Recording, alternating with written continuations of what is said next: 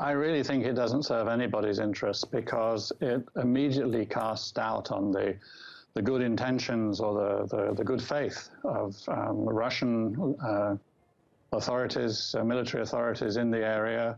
It's Russian personnel are keeping the sites of the attack secure.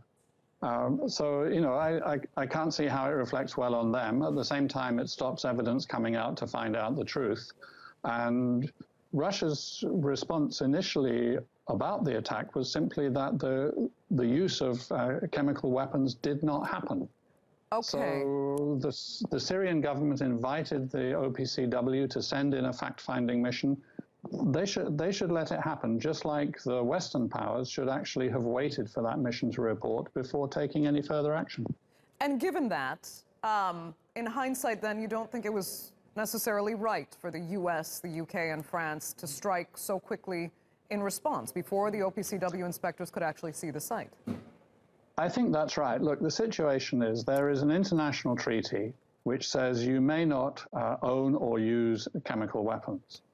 Syria has actually previously said in 2013 that it was getting rid of all of its chemical weapons, and that happened under OPCW inspection across the next year or so.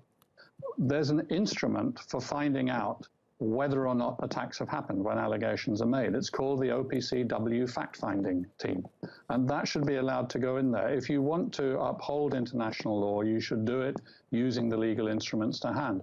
But that applies to everyone. It applies to the West, and it applies to Syria, and it applies to Russia. Law applies across the board. We all know that. Can I ask you, I mean, I understand if you feel this is asking you to speculate, but you are rather an expert in this area. So what are your instincts telling you about what may have happened in Douma?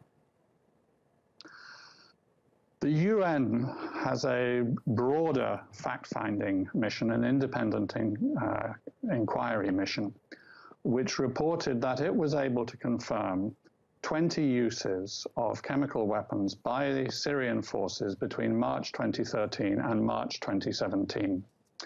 It would be no surprise if Syrian forces had used chemical weapons again in Douma. They have used them before, and they also are using other horrible weapons like the barrel bombs, for example.